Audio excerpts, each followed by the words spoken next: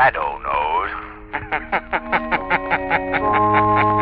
The Shadow, mysterious character who devotes his life to righting wrongs, protecting the innocent, and punishing the guilty, is in reality Lamont Cranston, wealthy young man about town, student of science, and master of other people's minds. Using advanced methods that may ultimately become available to all law enforcement agencies, Cranston is known to criminals and evildoers as the Shadow. Never seen, only heard, as haunting to superstitious minds as a ghost, as inevitable as a guilty conscience. Cranston's friend and companion, the lovely Margo Lane, is the only person who knows to whom the unseen voice belongs. Today's story, Ghosts Can Kill.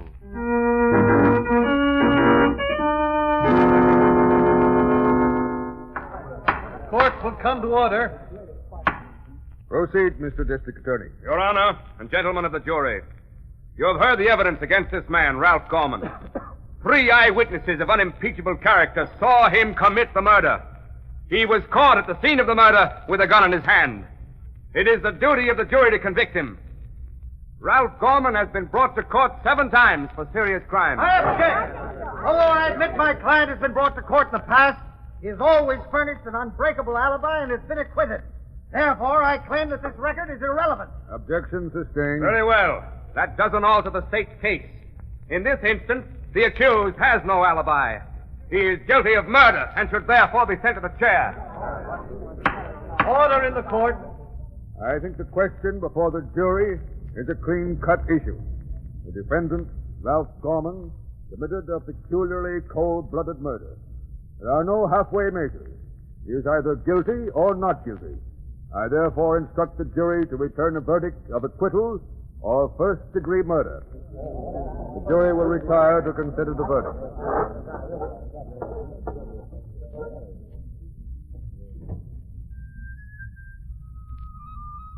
The prisoner will cease this disturbance at once. What's the matter?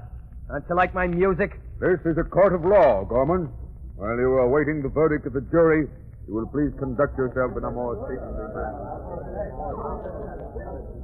Well, Margo, I've seen many murder trials in my time, but I've never seen one where the accused man played on a mouth organ while waiting for the jury to send him to the chair. Lamont, isn't Gorman one of the toughest gangsters alive? Yes. In my estimation, Ralph Gorman is public enemy number 1, Margo. Yet he's never been caught and sent to prison, Lamont. You heard that in the testimony. Well, he's been caught often enough.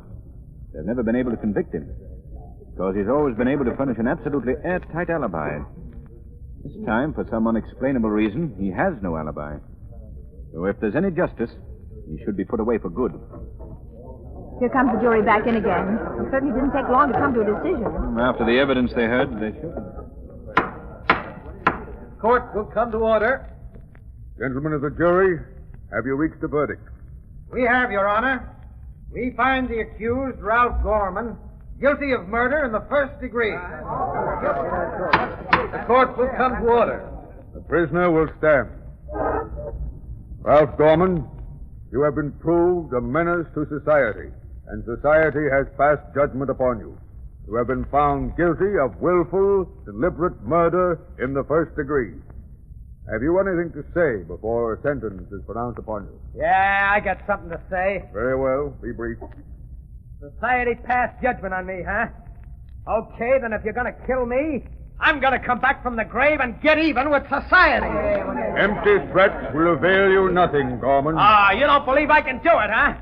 All right, I'll even tell you who I'm going to get. That will do. I'm not going to... First, I'm going to get that big financier, Oscar Borden, that's always giving away money. I guess Borden's what you'd call a pillar of society, ain't he? Stop, Gorman. Then, just for fun, I'll kill that young guy, Frank Collins, that just got engaged to that social register dame. I'll come back after death and get both of them. Collins and Borden. Yeah, you don't think I can do it, huh? But I can! Yes, I can! Quiet in court. Ralph Gorman, I hereby sentence you to be taken to the state prison and to there be executed in a manner provided by law. And may God have mercy on your soul.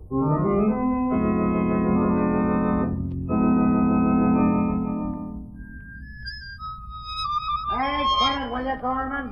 Bad enough being in prison without having to listen to that. Lay off the music, will ya? Come on, shut up. Shut up. Hey, what's going on here? Hey, listen, guys, make that guy Gorman stop playing the mouth organ. He's driving us all nuts in here. What do you think this is, Carnegie Hall? No, I don't think this is Carnegie Hall. It's the death house. And you guys are in it just like me. Stop it! Stop it, you guys! Or you'll all get solitary. Gorman, you've only been allowed to keep your mouth organ as a special favor. If you're going to make trouble, I'll have to take it away from you. Have a heart, will you? That's all the fun I get. Fun? He's driving us nuts. Oh, what do you care, buddy? You're burning me tonight. Tomorrow it'll be quiet around here. Quiet as the grave. Listen, Gorman, you'd better keep quiet. The warden will be here in a minute. The warden? What do I care for the warden? He can't do any more than give me the hot seat, and he's doing that anyhow. Here comes the warden now. What's all the disturbance in here, guard? It's Gorman, Warden. Hey, did you hear from the governor, Warden? Yes. I'm afraid I've got bad news for you, Gorman. Governor Roberts has refused to do anything about your case. They're going to burn me tonight, huh? I'm afraid so. Looks like society put the finger on me. Just like the judge said. Well, okay. I warned him. Like I said in court, within a week, the millionaire Oscar Borden and Frank Collins are going to be dead. Don't talk like that, Gorman. You'll see. And I think I'll get Governor Roberts, too, while I'm about it. That makes a nice trio, don't you think? Oscar Borden, Frank Collins, and Governor Roberts. I'm going to come back from the grave and kill them. All three of them, yeah. Society passed judgment on me, huh? Okay, I ain't kicking. We'll see who laughs last. Making stupid threats won't do you any good, Gorman. Stupid, huh? Listen, in a week, those guys are all going to be dead. Lots deader than me. Come along, guard. You better warn them. Tell them their time is up when they hear me playing on my mouth organ like this.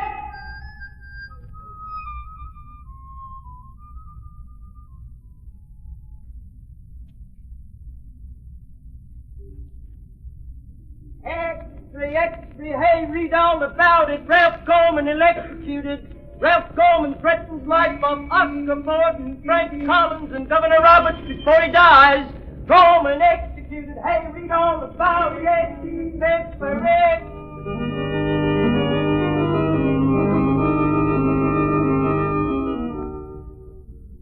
Is there anything else you want me to do tonight, Mr. Borden? Before you go, draw the curtains and turn off the overhead lights, Taylor. Yes. Will you stay here in my study for a while? It's quiet.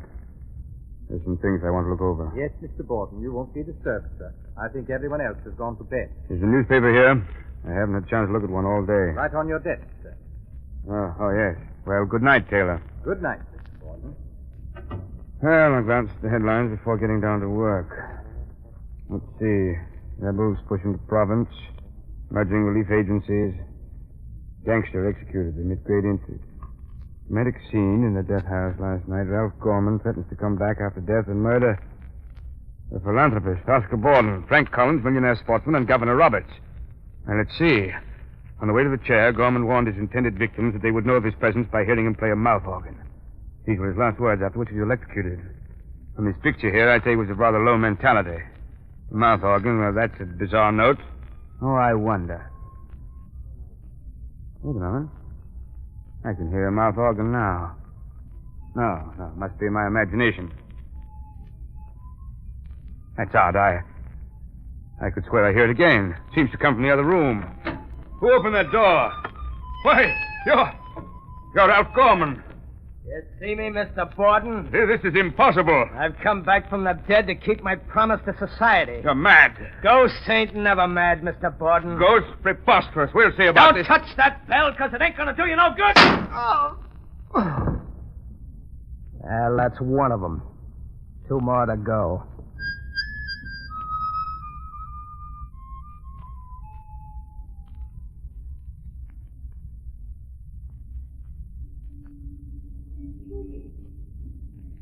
Well, Lamont, as long as you just seem to be walking me around the streets aimlessly, you might at least answer my questions. What do you think of those threats? Threats? What threats, Margo? The threats made by Ralph Gorman last night before he was executed. Oh, I wouldn't give them a second thought. 6-year-old child knows it's impossible to come back from the dead and murder people. The ex-Oscar Borden murdered famous philanthropist found in his study shot to death. Yes, I hear it, too. Boy, give me a paper. Yes, sir. Keep the change, son. Oh, thank you, sir. Taxi. Yes, sir. Where are you going, Lamont? I think this will bear a little investigating. I'll see you later, Margo. I'm going to drop in on the scene of the crime. Our friend Commissioner Weston should be there.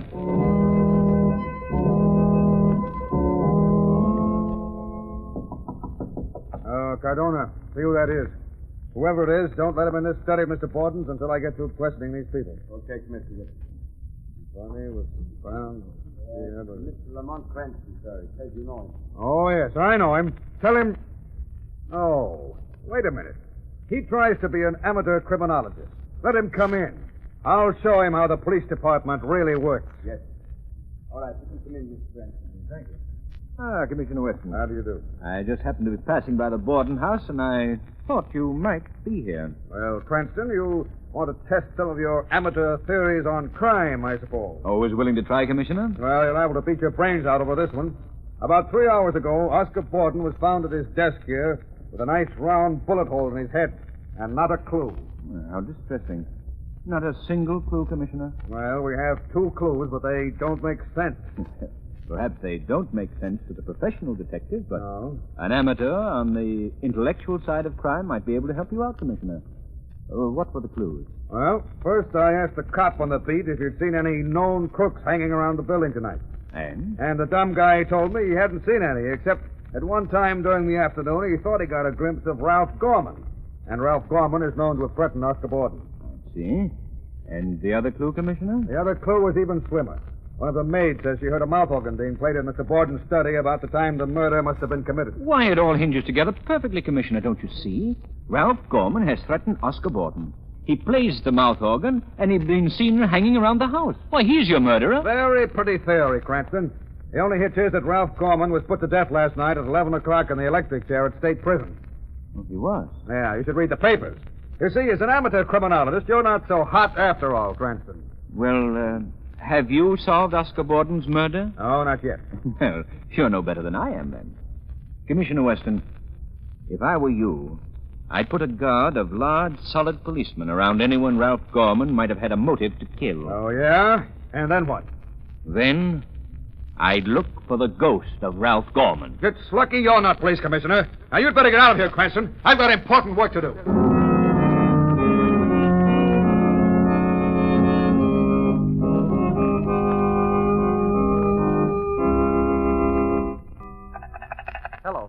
Hello. Oh, I thought we were cut off, darling, but now I tell you, I'm all right. Oh, but Frank, I'm so worried. If only I were in town so I could be with you. But what is there to worry about, darling? Why, those threats that awful man Gorman made against you. Oh, that was just nonsense. I never even knew him, and besides, he's dead. Yes, but Oscar Borden was threatened, too, and he's dead. Oh, now, Ruth, darling, please stop worrying for my sake. Nothing's going to happen to me. I'm in my own apartment, and I have no intention of going out, so nothing can happen. Now, you go to sleep and get your beauty rest. You know, you've got to look your prettiest for our wedding, Susie. Oh, all right, dearest.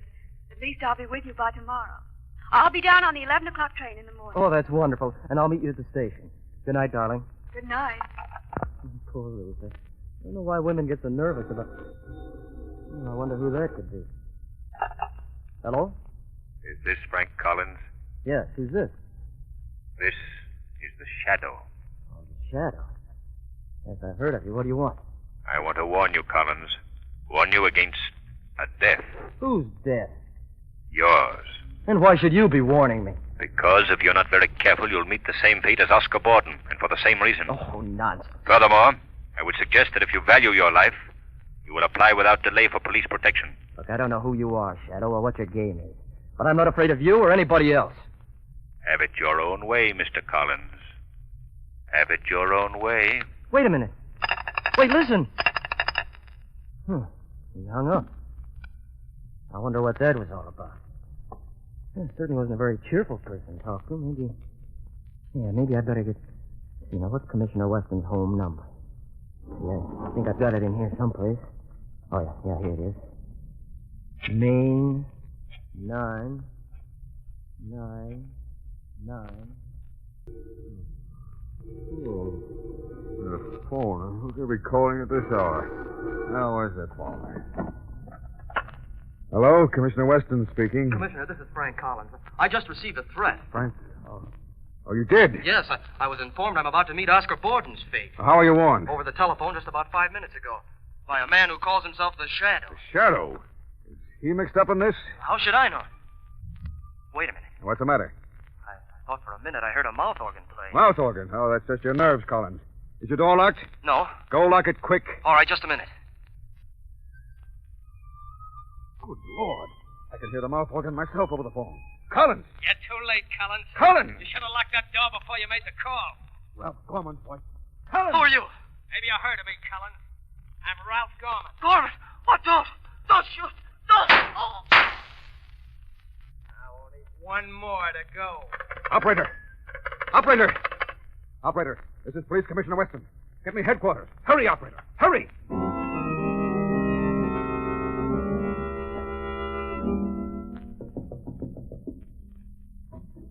Lamont, Come in, Margo. I just heard that Frank Collins was murdered in his home last night, Lamont. Yes. I've been reading the papers. It's dreadful. How could Ralph Gorman have come back from the dead to commit these murders? Margo, yesterday I would have said it was totally impossible. Today, well, frankly, I don't know. At this moment, I can't think of any other hypothesis that would account for the known facts. Then that means... Jiminy... What did you say? I nearly said Jiminy. Why did you say that? Jiminy? I don't know. I was just thinking. Why? Does it mean anything? Ordinarily, no. In this instance, it may mean everything. At least it gives me a clue. Margo, is your car outside? Yes, Lamont. Well, come on. We're going places.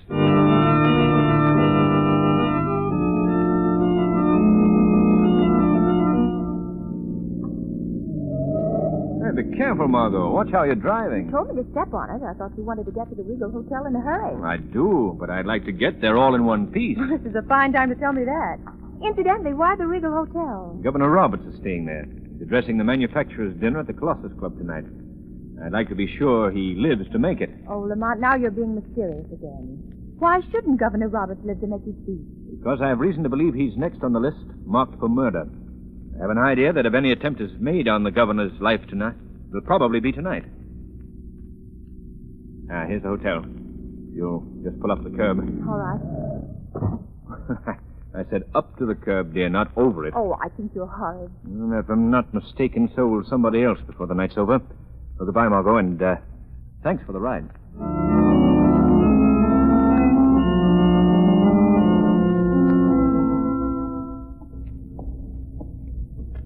This is the service entrance, Governor.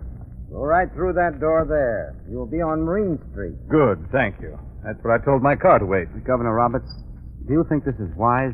Wise, Latham? Of course it's wise. What danger can there be? I'm going straight to the dinner at the Colossus Club alone in my own car with my own chauffeur. Well, just as you say, sir. Through this door to the street, you said, Porter. Yes, sir. Thank you. Now, where's my car? I told Henry to wait. Oh, there he is. To the Colossus Club, Henry.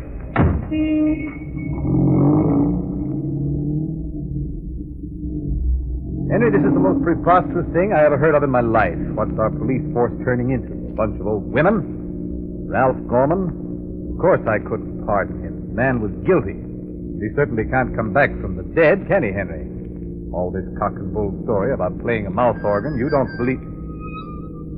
Henry, what's making that noise? Henry, did you hear me? Henry, what's the matter with you? This isn't the way to the Colossus Club. You're heading for the river. Stop the car. Henry, Why, you're not Henry. That's right, I ain't Henry, Governor. Don't you remember me, Ralph Gorman? Ralph Gorman? No. No, it's not possible. Well, you see me, don't you? And you remember how I used to play the mouth organ in the death house? Like this. Stop the car. Let me out. I'll let you out, all right, in 10 feet of water when we get to the river. No. Let me out. You didn't let me out of the chair, did you, Governor? I burned, remember? Well, you'll drown. Stop the car. Stop it, I say. You'll kill us both. You can't kill a dead man, can you, Governor? The old fool went and croaked by himself. Scared to death. It saves me the trouble. I wouldn't be too sure of that, Gorman. What's that? Governor Roberts is unharmed. He's only fainted. He has a weak heart. Who's that? Where are you? You didn't know you had the Shadow as a passenger. The Shadow, huh? Well, you can't hurt me. Even a shadow can't harm a ghost. But you're not a ghost, Gorman. Yeah, that's what you think. Don't you know that Ralph Gorman is dead? Certainly. But you're not Ralph Gorman. You're his twin brother, Arthur. That's a lie. No, it isn't, Arthur. I went down to the city records office and checked up on the birth certificate. A very pretty little story. Your mother had twin boys and concealed the fact from everyone. She brought you two up deliberately for a life of crime. Very convenient, wasn't it, Arthur? No matter what crime one of you committed, the other was always seen somewhere else at the same time to furnish a complete alibi. Yeah, I'm Arthur Gorman, Ralph Gorman's twin brother. But if we hadn't got the hour mixed up, they'd never have convicted Ralph that last time. Too bad, wasn't it? After all the trouble your mother had taken for years to conceal the fact you were twins. How did you get onto it? Why, a friend of mine used the expression Gemini, and I naturally connected that with Gemini. I don't get it. You wouldn't. Gemini is the sign of the zodiac, which means the twins. Well, Arthur, this is a very interesting discussion, but I think now you'd better stop the car. Oh, yeah? What do you think I am, crazy? They're never gonna burn me. That's a matter of opinion. All right, you got me, but I got you, Shadow. Got you where I want you. There's the river right ahead of us. I'm gonna drive over the embankment. I'll drown, but so will you. I'll drive right over the edge. None of this emergency brake works, you won't?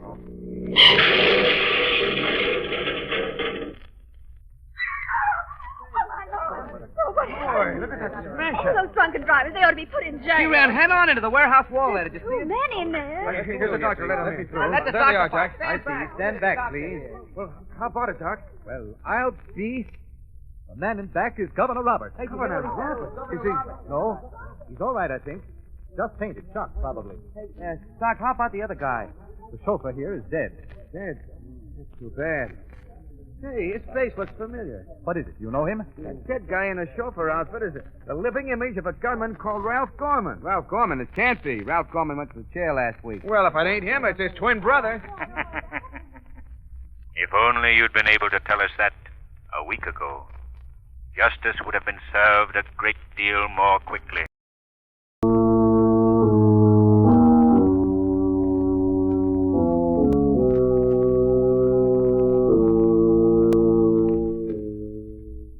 Today's program is based on a story copyrighted by the Shadow magazine. All the characters and all the places named are fictitious. Any similarity to persons living or dead is purely coincidental. The Shadow magazine is now on sale at your local newsstand.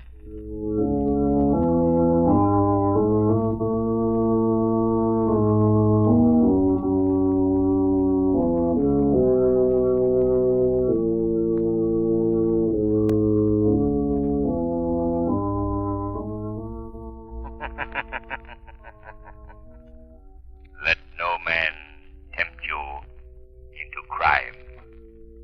For crime is like a strangling serpent. It crushes him who feeds it most. Beware lest the serpent of crime ensnare you in his folds. Remember, crime does not pay. The Shadow knows.